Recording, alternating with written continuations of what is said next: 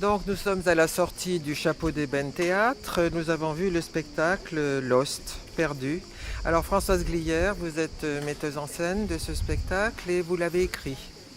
Vous pouvez peut-être nous en parler, nous parler peut-être du point de départ. Le point de départ, c'est l'envie de parler de l'enfance abandonnée. C'est l'envie de parler de comment, quand on est enfant abandonné ou qu'on a vécu une forme d'abandon, on peut se construire et on peut devenir grand ou non. Et justement, ça parle de ça. Et vraiment, le déclic, au-delà de cette envie qui était profonde et depuis longtemps, ça a été la connaissance d'un fait divers qui s'est passé il y a 2 ans au Japon sur des parents qui, ne sachant comment élever leur enfant un peu turbulent, un peu trop, faisant un peu trop de bêtises, finissent démunis par le laisser au bord d'une forêt pour lui faire peur, pour le punir. Et quand ils sont revenus le chercher peu de temps après, l'enfant avait disparu en forêt. Il s'est perdu pendant une semaine. On l'a retrouvé, heureusement, au bout d'une semaine, ce sont des militaires en patrouille qui l'ont retrouvé, vivant. Et ça a vraiment été le déclic, parce que je me suis dit finalement c'est comme un petit poussé, mais contemporain. Dans le sens où avant, dans tous ces contes, on abandonnait les enfants parce qu'on ne pouvait plus s'en occuper, parce qu'on ne pouvait plus les nourrir et qu'ils étaient condamnés à mourir de faim et on ne voulait pas les voir mourir de faim. Et là, on les abandonne parce qu'on ne sait plus comment les élever. Donc ça raconte beaucoup de choses sur l'éducation aujourd'hui. Ah oui, et vous avez eu un point de départ particulier, mais vous l'envisagez de manière générale, sur l'éducation, sur le rapport à l'enfant, sur la situation des parents. Oui, sur un moment donné, comment un enfant qui ne répond pas peut-être pas à l'enfant rêvé des parents, hein, c'est Oui, dit dans le voilà, spectacle. nous, spectateurs, au début, on a cette impression-là, d'un enfant peut-être différent, qui ne parle pas, qui est très hyperactif, on dit maintenant aujourd'hui. Oui, puis déjà quand il naît, il est plus petit que les autres. petit que les On a autres. tendance, quand on est jeune parent, à comparer avec d'autres enfants. C'est ce qui est dit dans le spectacle. Donc Oui, oui, déjà, oui. il y a Et la famille voilà, dit des horreurs. l'enfant rêvé n'est pas celui qui arrive. Il est différent et au lieu de l'accepter, de l'aimer tel qu'il est, on reste avec ça. Et l'enfant qui le sent, eh bien, du coup, se construit un peu différemment. Et c'est toute cette non-communication, en fait, cette difficulté de s'aimer ouvertement et de le dire qui est signifié dans le spectacle. Ah oui, le texte est très beau. J'ai trouvé assez riche et émouvant. Et alors justement, vous faites un seul en scène quasiment, hein. Je ne parle pas du monstre qui est à côté de vous, donc Clément Dubois. Vous êtes Christophe Luis. Oui. Et vous jouez le rôle de l'enfant et de l'adulte. Le de grand l'adulte, Enzo surtout. qui vient retrouver petit Enzo. Son enfant intérieur, on va dire. Oui, voilà. Enfin, ou l'enfance qu'il a laissé probablement au fond de la forêt. C'est ça. Oui. Alors, est-ce que vous pouvez me parler de je sais pas, de cette prise en charge du texte, de cette thématique? Vous avez dû aller chercher un peu loin? Je vais vous dire des phrases assez bateaux, mais notamment dans un spectacle comme ça où ça touche à l'enfance, on va puiser en soi. Enfin, c'est ce que vous diront beaucoup de comédiens. Voilà, donc je sais que je m'inspire de beaucoup de choses de moi. Il se trouve que moi aussi j'étais le plus petit dans les cours de récré et que moi aussi j'avais des petites jambes et que voilà et que je faisais des bêtises et que j'étais un peu speed et voilà. Oui. Donc je mets beaucoup de moi en fait dans ce spectacle. Oui. Voilà, oui, mais oui. ça c'est personnel. C'est sans doute ce qui donne comment dire, une grande empathie pour le personnage. Est-ce que vous diriez que c'est un spectacle pour enfants? Ah, complètement. Oui. Je vous le dis par expérience parce qu'on a créé le spectacle en mars et on a une série avec les coproductions, etc.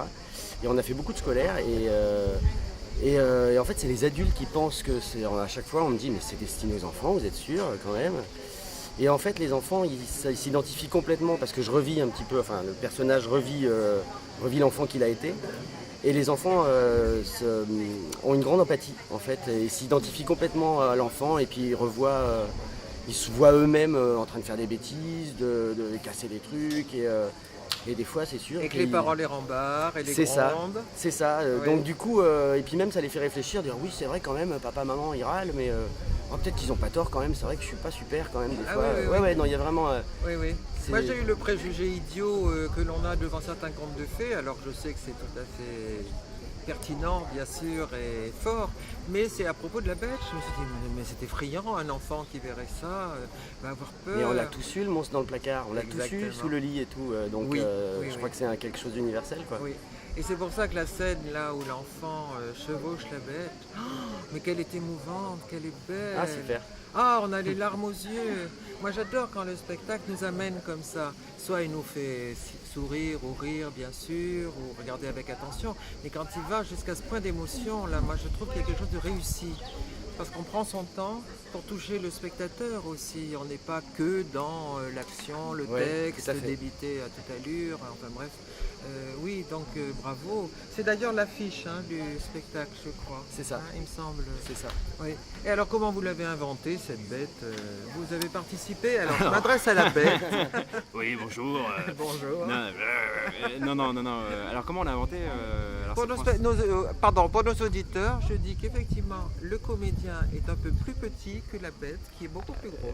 Oui, j'ai été sélectionné aussi pour ça. C'est Françoise qui m'avait demandé. Il cherchait justement une bête, une personne pouvant travailler sur un travail corporel, parce qu'au final, je ne vois pas grand-chose sur les ensembles des personnages que je dois jouer dans le spectacle.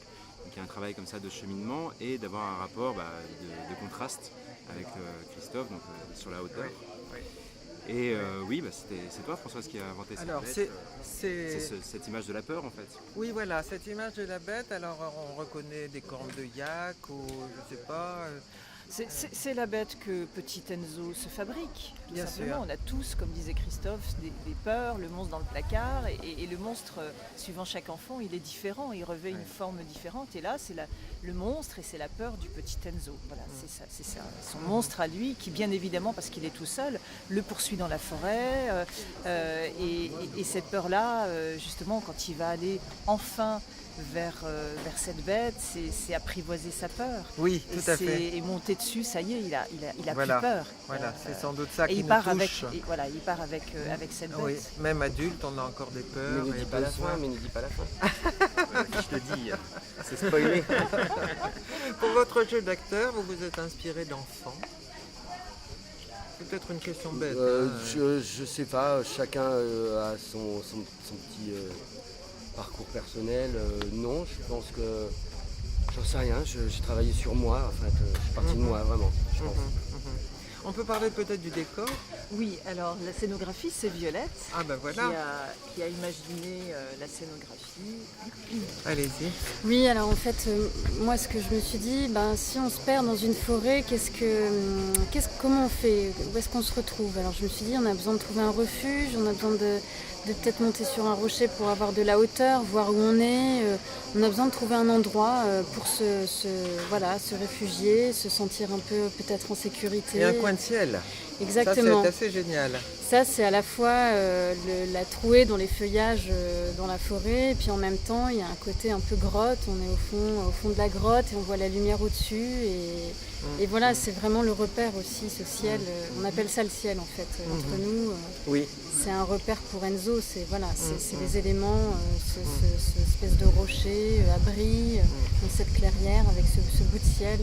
C'est Donc là où il a vous trouvé. avez imaginé ce module qui fait petite maison, qui fait grotte, Oui, qui fait un peu qui tout. tourne, Voilà, c'est une sur sorte. lequel il peut grimper. Tout à fait. Voilà.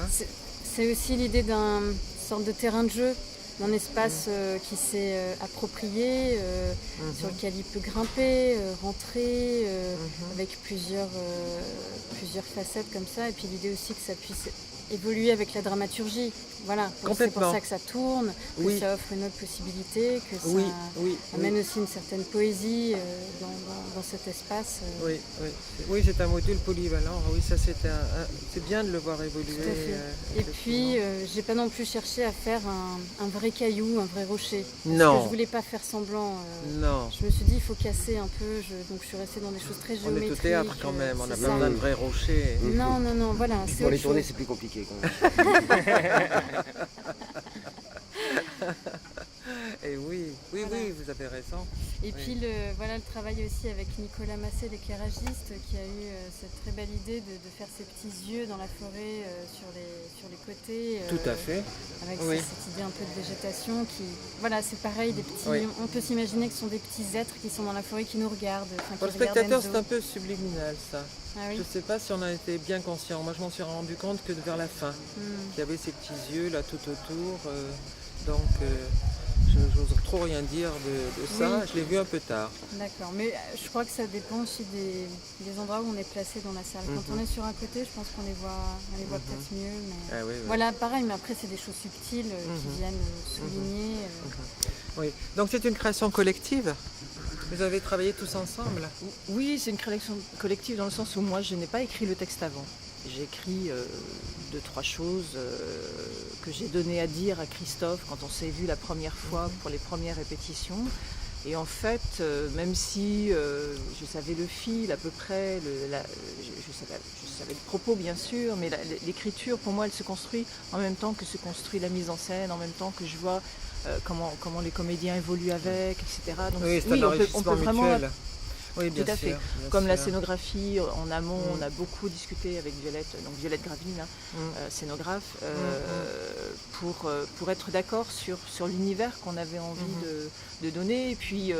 Et puis la scénographie n'est pas faite non plus avant, parce que on avait besoin de voir comment Christophe allait dans son jeu, peut-être avoir besoin de monter, descendre, se réfugier, et tout ça s'est construit ensemble en fait, petit à petit.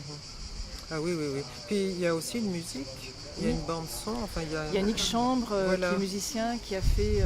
il est électro-acousticien, non? Non, il est pianiste de formation, même pianiste, très bon pianiste jazz, mais il est très polyvalent.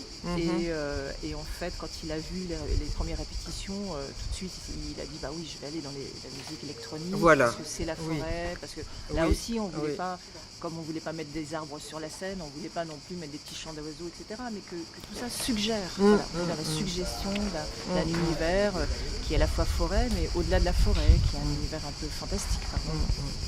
Oui, oui. Bon, alors, c'est votre premier Avignon, là?